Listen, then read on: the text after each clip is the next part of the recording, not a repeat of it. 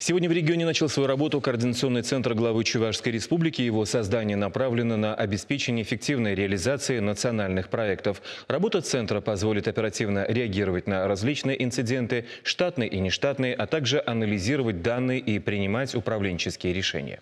Открытие Координационного центра состоялось в формате видеоконференции на площадке международной выставки «Россия на ВДНХ». В церемонии участвовали заместитель председателя правительства России Дмитрий Чернышенко и полномочный представитель президента в ПФО Игорь Комаров. Подобный проект стартовал не только в Чувашии, но и в Саратовской области. Подписано соглашение о его реализации и в республике Марел. По словам Олега Николаева, центр обеспечит продуктивную реализацию нацпроектов. Создается целостная экосистема управления данными на базе ранее открытого регионального ситуационного центра. Все это позволит активно взаимодействовать с федеральным центром при правительстве страны и формировать качественную аналитику, подчеркнул Олег Николаев.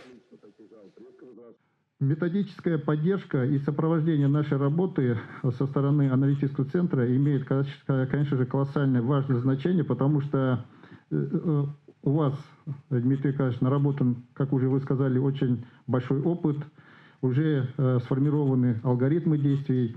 И здесь нам, как говорится, даже придумывать ничего не надо, а просто надо использовать все это и соответствующим образом действовать.